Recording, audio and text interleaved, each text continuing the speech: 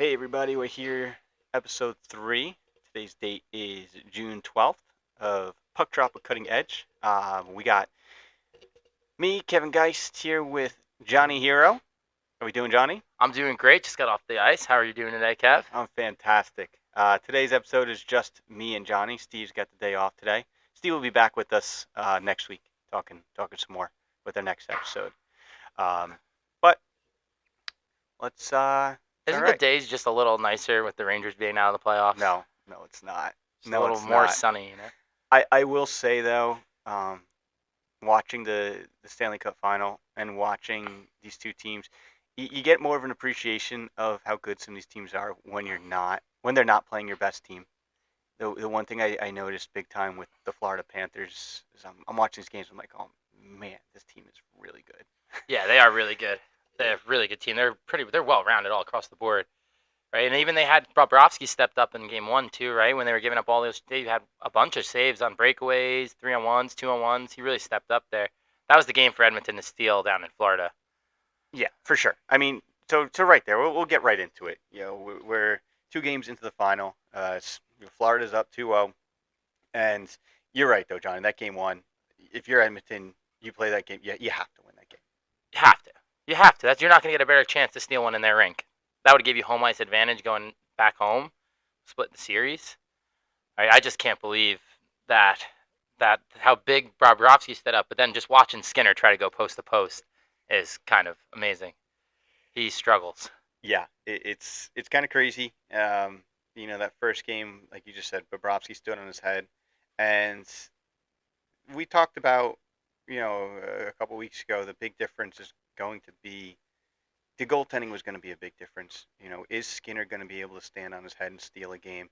Is Bobrovsky going to be the Bobrovsky that he's been this whole playoff so far, or is he going to revert back to, a Bobrovsky in the past that would throw up some stinkers in the playoffs? But he's really been quote unquote playoff Bob, and that's what Florida needed.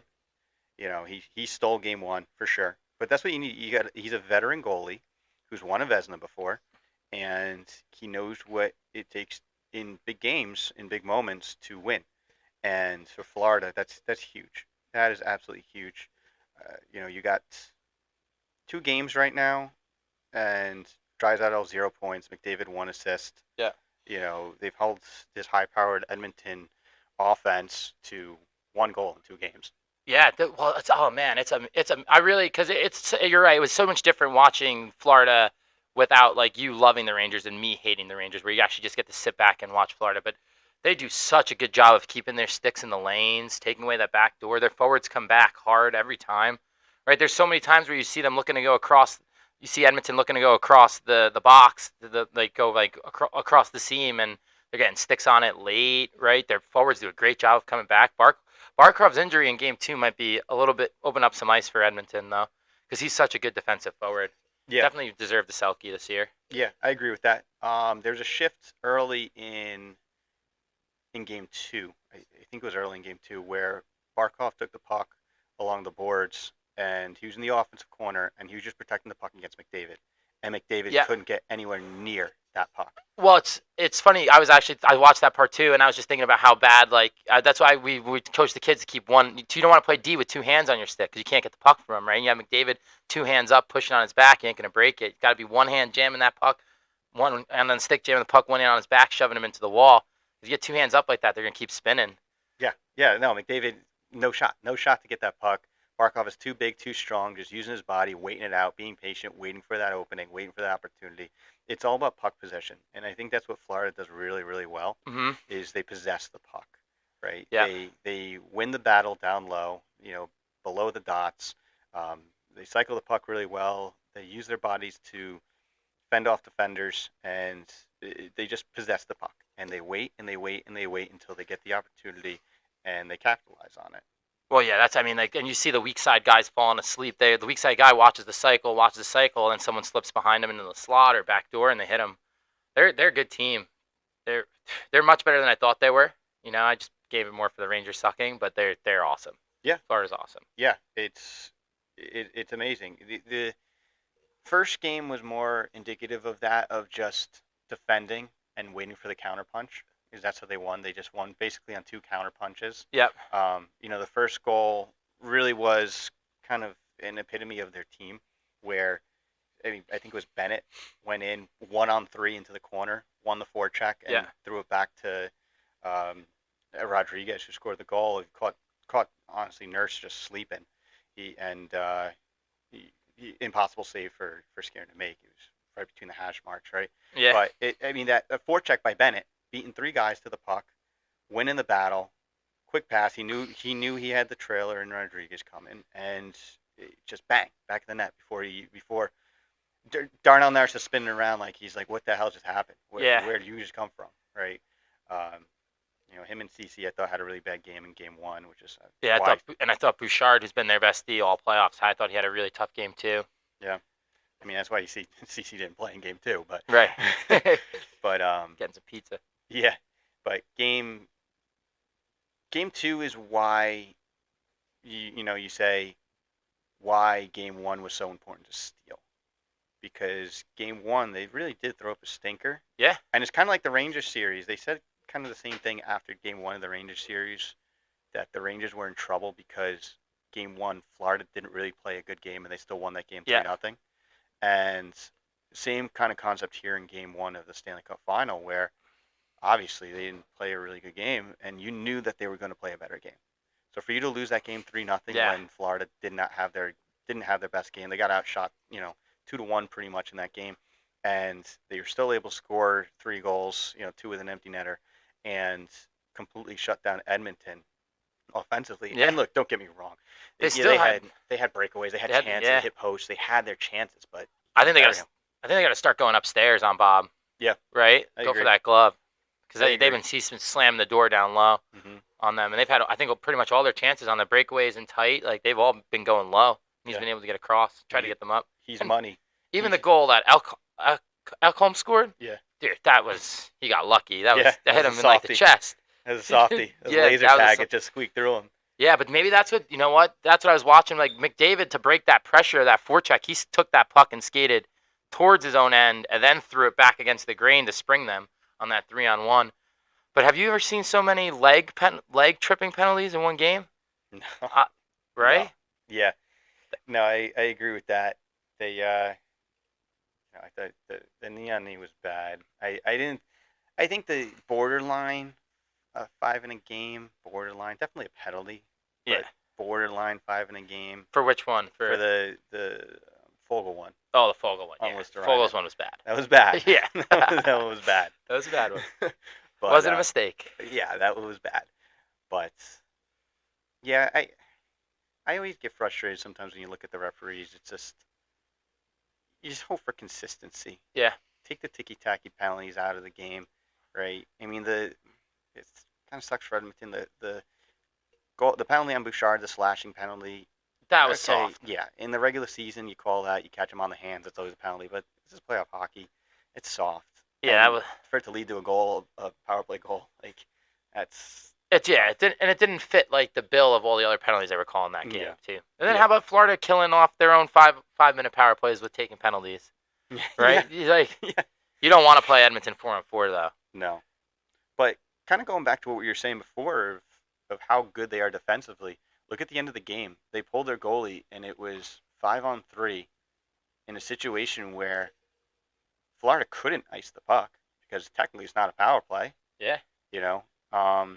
Or I shouldn't say that. It's 5-on-4 when they pulled their goalie. It was 4-on-4.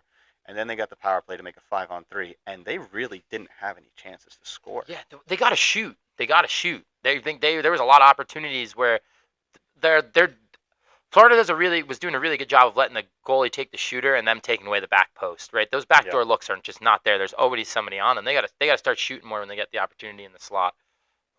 They got to. McDavid too has got to shoot a little bit more. Maybe it turns into time where you start getting quantity, right? You start firing puck, get bodies in front, because I think even on the power play they're getting a little bit predictable. Yeah. Because they still kind of do the same thing. It's either you throw it back to Bouchard for that bomb from the point, or you try to hit Draisaitl at the bottom of the circle with that tough angle one-timer, right? So those have kind of been their go-to plays, and it's just not working. No, and maybe they're just getting a little too predictable.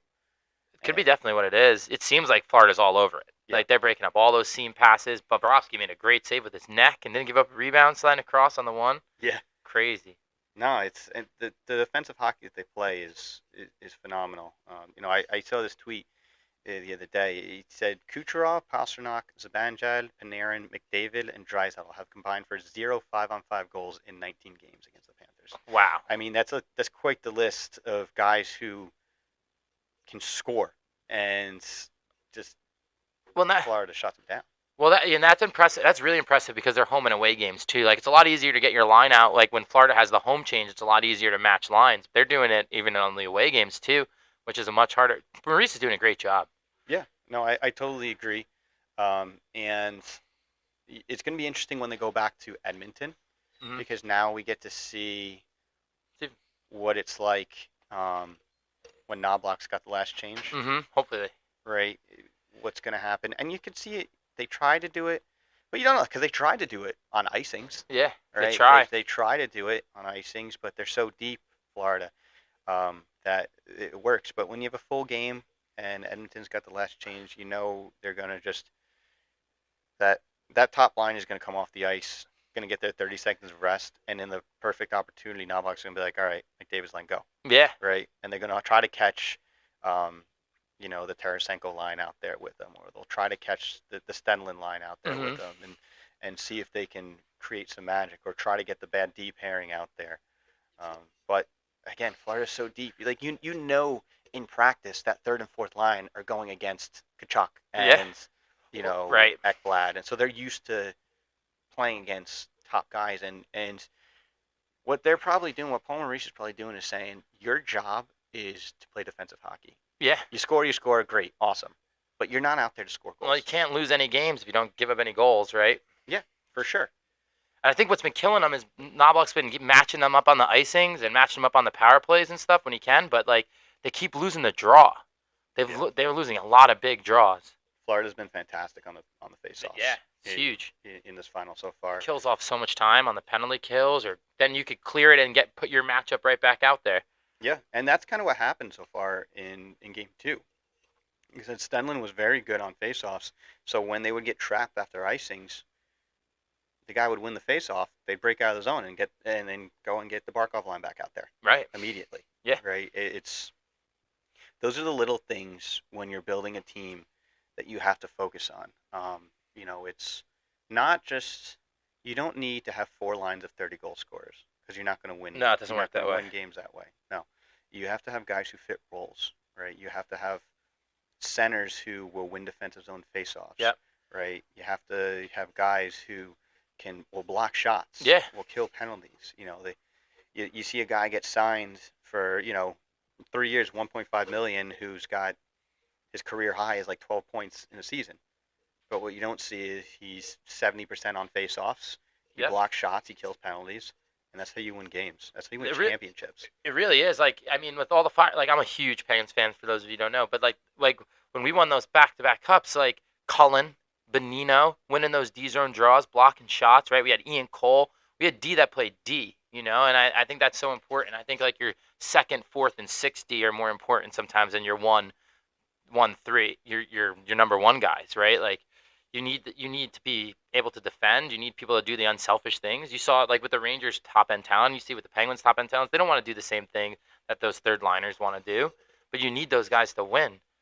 Yeah, I totally agree. Hey, you look at a team like Colorado, when they won the cup, and they're going to be a cup contender for the next few years for sure. And everyone, obviously, Cale Makar is going to get the first recognition on that Right. team because he's a phenomenal skater. He can score and all that.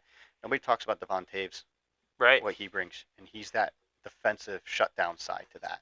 Well, it's always with the kids. Like it's like everyone wants their kid. People always want their kids to be forwards. It's way easier to play higher levels of hockey as a D, right? And there's like the person the coaches want more than McDavid is the D that can actually stop them, right? So it's important to take pride in your own end. I've had many of lessons play at a high level. A few play Division 1, a few play some pro, and like the ones that were good in youth and then kind of flamed out in college in the USHL or the OHL, they just weren't good in their own end.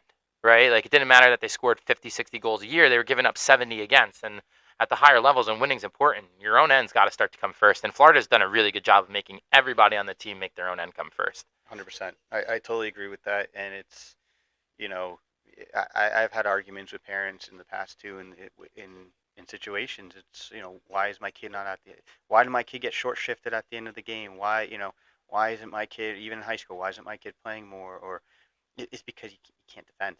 Yeah, Because they can't can't defend. defend. I'm Mm-hmm. I'm not gonna lose a game. I'm not gonna lose a game in a one goal game because your kid's stuck in his own zone and he's floating in the neutral zone with 2 minutes to play Yeah, can't have in that. a tie game, No. right? It's that situation. I mean, a couple years ago, when you and I were coaching on the bench together, we had a pretty good Pee Wee team, and you lose in the semifinals in overtime in the league playoffs, right? And it's I you shorten the bench.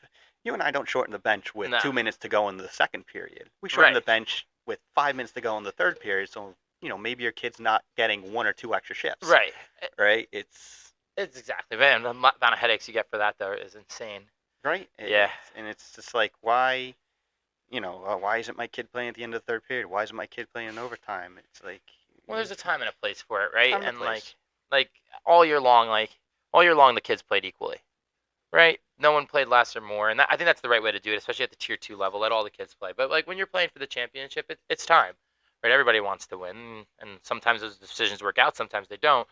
But the kids on the bench deserve to be coached to win in those situations. Agreed. Whether you're playing tier one, tier two, high school, if you as a team is putting in the work, especially tier two level here with our teams. I mean, my teams, we do skill stuff throughout the summer, and we really hit the ground running. It's a long haul that this team's together for a long time, and if they're going to put in the work and they're going to do well and going to make it to the playoffs, if we get there, and by the time we get there, it's now coach to win time, Yeah, and it's play to win time, and the good teams get that. yeah, good And teams do. when I was in coaching the high school, our high school season towards the end of the going into the playoffs and going to the states, we're shortening the bench to two lines as the games go on. You know, the kids on the third line, maybe they get one or two shifts a period. They know their role Yeah. and they get it, and maybe they're not happy Well, about it, but they get it, and that's what makes good teams. well, that's a good lesson. Like I wish I kind of learned that when I was still playing. Like accepting your role a little bit more. You know, like a lot of people when I was playing were told me at like a higher level at D1 or pro level, I'd be a better third liner, right? Third, fourth liner, grinder guy. You know, and just when I was a kid, I wasn't mature enough to like understand that that's still awesome, right? Like looking back on it, would I honestly much rather be playing third, fourth line, college or pro than playing at Floyd Hall Arena with my friends, right? But it's important that you learn to understand your role, and everybody's going to have to do it. Just whatever your role is, and excel at it. When I went out to Waterloo for tryouts, like they told me like they're not looking for a first, second liner, right? They're looking for a third, fourth liner. It didn't matter how many points I put up. They weren't looking for a player like me to fill their role. I don't fit that role, right? And then when you do find your role or what the coach puts in, you got to embrace it. Don't look at it as a demotion or a promotion or anything. Just accept what's being asked to done for you. Usually the coaches have your best intentions in mind.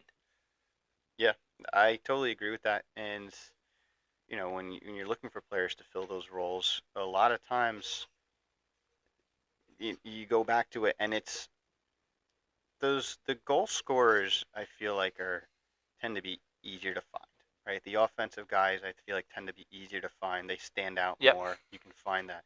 But to convince a 14-year-old kid that okay, I'm not putting you out there to score goals. Like I'm putting you out there to essentially kill time, wear the other team Yeah. down, and keep the puck out of our net.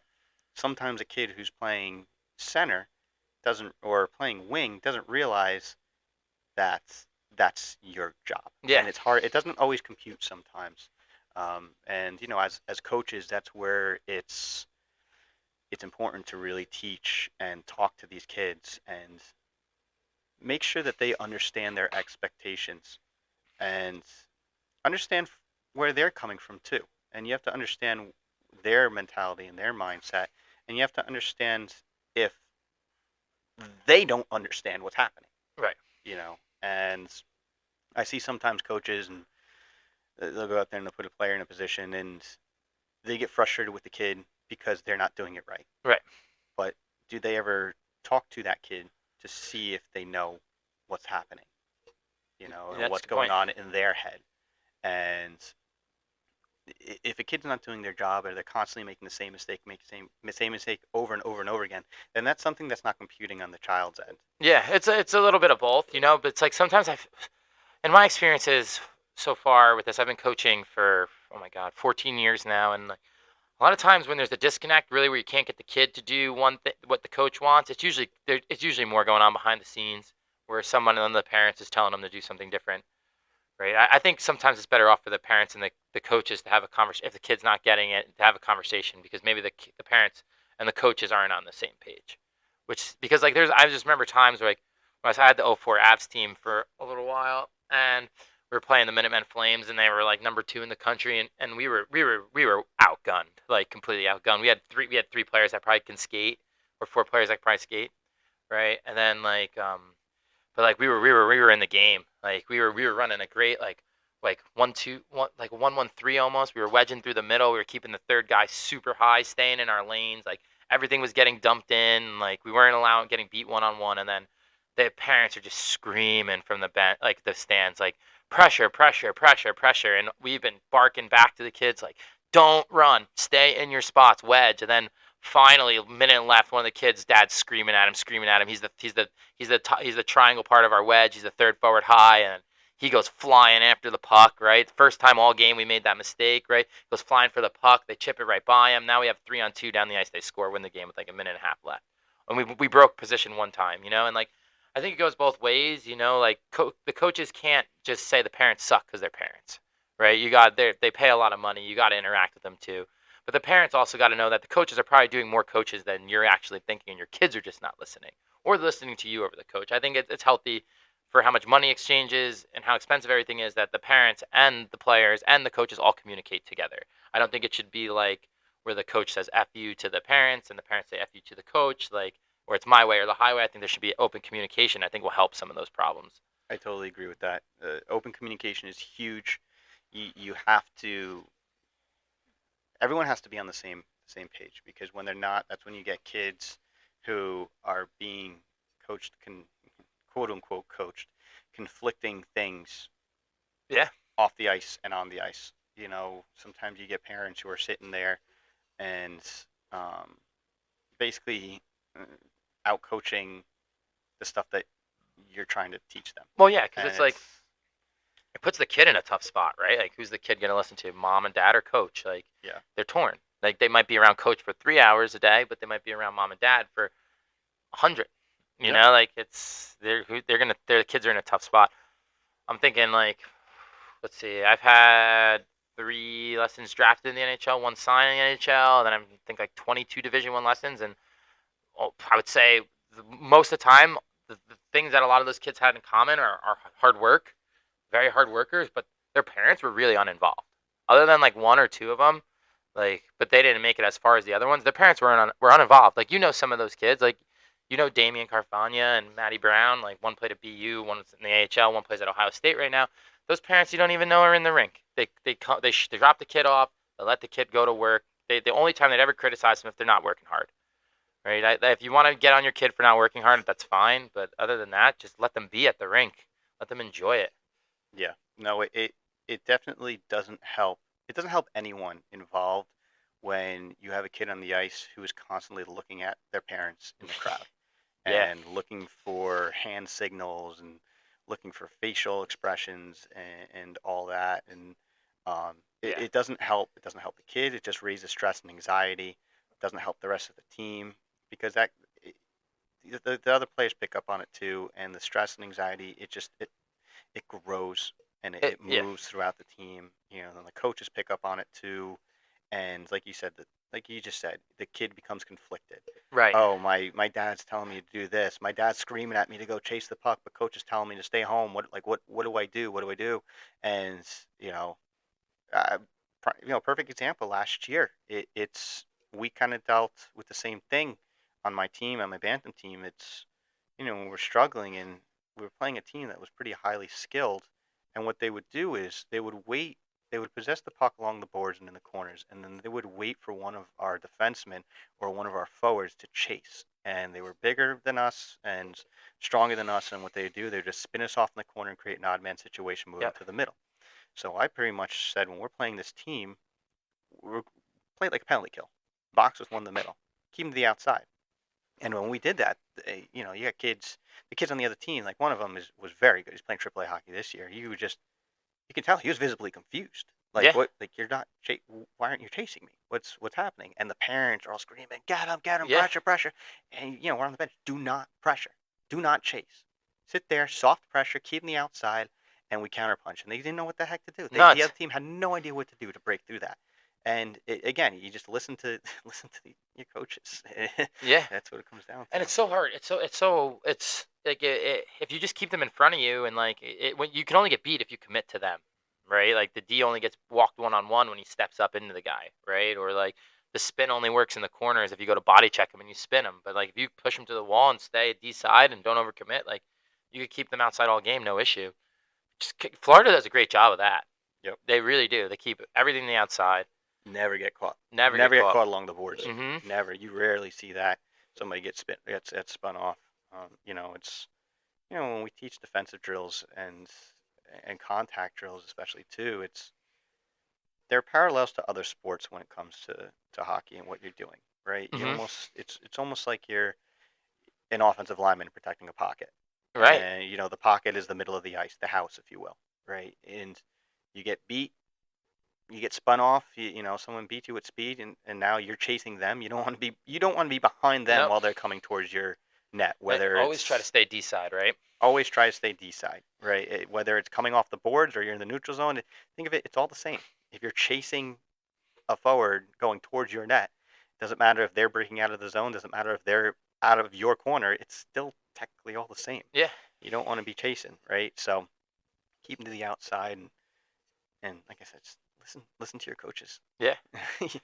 You're signing up for these teams, and you're paying money for your child to learn from these coaches and play hockey from these coaches. And if you don't like the coach, and if you don't like the style and the things that these teams are doing, there are a million other teams out there. Yeah, and then that's a great point. There's tons of other teams out there, but it doesn't mean you need to cause a hellstorm, right? In the middle of the season, like every coach, good, bad, or whatever your opinion of them, a kid can learn from that person, right? And no matter what your environment is, you got to pick something to learn, right? Even if you think it's the worst situation in the world, like it's better to pick up what you can that's good from that situation than to blow it all up.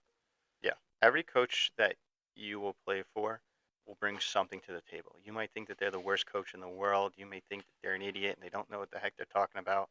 And you know what? To be honest, there are some coaches out there who maybe they don't really know a ton about the game, but they're trying hard. Those coaches too will be able to bring something positive to the table. Yeah. And it's important to be able to learn from any kind of coach that you're in, any situation you're in, and even if it's one small aspect of the game that you take away, and at the end of the season, maybe you move on. You say, hey, thank you for everything. Thank you for a good year, but this isn't for us, and we're going to go somewhere else. And that's totally fine. There's nothing wrong with that. But like Johnny said, there's no reason to cause a hellstorm mid-season, cause chaos, cause stress for the rest of the team, cause stress for your kids, stress for your family, all that stuff. It's not necessary. It doesn't help. It does not help. Trust me. And Yeah. it's you're only making things worse. Whether you have coaches out there, there are some coaches out there who will hold a grudge and will do, and will be malicious about that. Yeah. But there's also most coaches out there who can separate their feelings for a parent, from the kid. Yeah, I think that's a good point. I think most of the time the grudges that are held are mostly not towards your kid. It's usually the parent and the coach is the grudge, and the kid's just kind of stuck in between. Yeah, no, that's the unfortunate side effect sometimes. But it's like, well, what are you gonna do, right? So like I don't know, like say one coach, one player switching from one team to another team, and they call me, they ask me questions, and I'm not gonna lie about what it is, right? Like if the parent's being a pain, the next coach is gonna be a pain, and like if you got to remember, you don't want to burn any bridges. Everybody kind of does know anybody. It's better to take the high road. Yeah, The hockey world is a very small community, a very tight knit community, and odds are, The coaches got to stick up for each other and yeah, themselves, right? Because we're always outgunned, outmanned. yeah, yeah. Like odds are, the new team you're going to be going to might know the coach that you just came from, Right. might be friends with the coach you just came from, and if you're causing a headache for that last guy, it doesn't matter how good you are. Like me as a coach, I don't want to deal with that. I don't want to deal with the nonsense. I try to do my best to avoid any kind of headaches, and I ask people, if there's a player that's thinking about coming to my team, and if I know connections, I reach out to my connections. I Yeah, do because I want to know. I want to know, is this person going to be a cancer in the locker room? Is the parent going to be a headache? Like, that's important things to note. It's because it really affects the whole team. it does. It does, and it might not be the next team the next year that it comes back to bite you, but it could be 5, 6 years down the line. Your kid's trying out for a junior team or a college team, right? And then they go call one of your old coaches. Didn't know that you even knew each other and has bad things to say to you. That could about you. That could be the difference. Right? I think it's always better in these situations to just kind of take the high road, try to have a civil conversation about it, and I think that will help go a long way. Yeah, I agree with that. Just try to have conversations with your coach if there's any kind of issues. Um, and this way everyone's on the same page. Hmm. And we talk a lot the first two episodes about culture, and when the an easy way to destroy culture and have a divided locker room is miscommunication. Yeah, it really is, and it only takes one. Yeah, It only takes one miscommunication communication with one parent or one miscommunication with the player and the coach, and it turns into something so much more. yeah, Like, it's crazy to think about how many times like something little that affected one person has turned into that little thing has turned into something big that now affects 10 more. Right? yeah, That's why they call it like cancer, right? Like, you don't want to be a cancer on the team. You don't want to start a problem and have it spread. yeah. And it's better that way than to especially in a situation. Say you're in a situation where your child is not understanding their role, Right. or they're not understanding what they should be doing, or they're confused, or they're upset with what the coach is saying or trying to teach. And as a coach, if I'm finding out about this in the postseason recap, that does no one any good, Yeah. right? No, it doesn't. I shouldn't be having a postseason recap where it's just like, oh, this is how the season went, but my son was upset that he had to do this, and he wasn't sure, and I think that he really struggled because of it. And I'm just like, well, this is the first time hearing about this. We Yeah. could have fixed this back in November. Well, don't you love the story? It's where it's like, oh, they're bringing up the problem. It's like, oh, I talked to this guy, I talked to this parent, I talked to this parent, I talked to this parent, I talked to this guy, this person, this person. Why? But why haven't you talked to me? Yeah, Right? Like this. yeah. That doesn't. We do private lesson with this skills coach, and the skills coach is telling them all this, and and we brought this up with this guy, and he said that we should do it this way. And I'm just like, great. Well, he's not your head coach. You should talk to me. And I'm sure what the skills guy is teaching is great, but It's a different it's a beast. different beast. Yeah. It's a different. It's a team game. We're not talking about individual skills here. Yeah. Well, I'm a primarily a skills coach. I've sworn off of team coaching just because it's just too much nonsense all the time. But like when I'm like what in the beginning when I was younger, I was definitely more a little hard headed with my opinions. But what I've learned now is like now I just tell all the kids if it's anything that's like game situationally related, you listen to your coach. You don't listen to your skills guy, right? Like I don't know what four checks you guys are running. I don't know what you guys are doing on your team. Like I think all team stuff should be talked to, but your team coach, not your private lesson coach, right? And always default to your team coaches in those situations because that's probably the worst thing you could tell to some coaches is like, oh, my other coach said to do this way, and that's just not going to work out good for anybody, right? Like the skill coaches, like we should stick to coaching skills, right? And let the kids solve their own problems with their game coaches. Yeah, You don't want to make it worse for them as a skills guy. yeah, right. And I agree. And that's to kind of tie it back into the pro level. It's again, look at Florida. They have their system. They're a machine. All 20 guys Yep. know their role, and they know what Coach Paul Maurice is talking about. They know what they want. The players know what the coach wants them to do, and because of that, they are just simply an oiled machine, top to bottom, and that's why they are where they are. Hmm. You know? And team chemistry, like how the kids get along off the ice. I've been to nationals 3 times, and like the thing that all those teams had in common was nobody got picked on, no one got hazed, no one got bullied. Like the worst player on the team and the best player on the team were best friends. Like that chemistry on and everybody getting along goes a long, long, long way. And I just you could just see sometimes the team is doing so good, so good, and then like one issue comes up with the parent, and that it changes the influence of the kid, and then the kid starts acting differently around his other kids, and it just creates hell. Like, just do your best to stay uninvolved, honestly. And if you have questions, like talk to the coach. Yeah, I agree with that. And I saw that too. Same thing with my high school team. It's from a just pure skill perspective. We weren't the most skilled team in the world, but the the best players on my team were also good people, and they were leaders, Yep. and it was a trickle down effect. It wasn't kids weren't cursing each other out on the bench, mid game, and there weren't fights in the locker room, fights on the ice. It's when you have that, you can overcome skill when you have a full team that's on board with with what they're supposed to do, and they got good chemistry, and they respect each other, Yep. and they play together as a team because they want to win. They want to win just as much for the guy standing next to them as they do for themselves, and that's the mentality you have to have. Hmm. You Well, know, yeah, it's hockey's such a delicate thing. Like all sports are. Even if you watch like if I don't know if you watch much baseball, but I was watching the Yankees game and like Aaron Judge is the leader of that team, but like Grisham was hitting and he was taking Soto's spot and the fans were chanting like "We want Soto, we want Soto," and Grisham hits a bomb. And then you see like Judge go up after the game and just speak so highly of Grisham, and that's your best player, and sticking up to the whole fan base for a player. That's what you need your leaders to do. You need your leaders. Your leader, if you're the leader on your hockey team and you're listening to this and you're picking on kids on your team, you're doing it wrong, right? You want to help the worst player out. You want to help the worst players on your team. You want to make them feel more included, right? Because if you make those kids feel more included all the time, then they're going to be more likely to do their role in your system better too, right? Like that third liner is going to do his third line job better if he's being like, "Yo, great job blocking that shot, great shift," right? Like thanks for sucking it up at the end of the game and not playing like that. You're going to get more out of that kid than telling him he sucks or picking on him, stealing his stick, filling it up with water, right? All that kind of nonsense. yeah, I totally agree. It's like you have a plant. It's more likely to grow if you water it and give it sunlight Yeah. than if you keep it in the dark and beat on it. Mhm. It's same thing. That kid is more likely to grow and flourish if you pick him up, and it's picked up from your peers, not just the coaches, not just the Right. adults, but if your peers, people, that you see are respected on the team and play well on the team. It's important. It's important. Sometimes that goes farther than the coaching. Yeah, it Is does. the leadership in the locker room.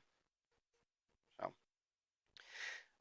But yeah, I think this is great conversation, and I hope again all players, parents, coaches, whoever's decides to listen to me and Johnny ramble for 40 minutes. If you're listening to this, again, we're out here trying to help people. We're trying to help people in the hockey industry, trying to help people in youth hockey, trying to help people who might be a little confused, who might you know be doing things and not understanding why their kid's not getting ahead or not understanding why the joy might be fading or Yeah. little things like that. And Oh, we're and breaks are important. Right? Give your kid a break. Like if one kid is doing 15 lessons a week and you decide to take a week off, it's okay. Right? You don't have to skate 50 million times a day. Right? Give your kids a break. It's an important part of training. Right? And it'll help build the love. Yeah, yeah, I agree with that. Well, Johnny. Well, one last thing, Kev. I think like if you listen to this video and you have any questions or topics you want us to talk about, put a comment in the comment box down below, and we'll get to it on next week's session. What do you think, Kev? Yes, I totally agree with that. Make sure you like and comment on our And video subscribe, and right? subscribe. Oh yeah. First 10 subscribers get a shirtless picture of Steve. He is the best looking coach at Cutting Edge, in case you guys didn't know. And fun fact, Colombian. Well, make sure you comment if you have anything that you want us to talk about. If you see us at the rink and you like what we talk about, and you have some questions about anything, feel free to stop by and ask us. We're always here, and we're always happy to help.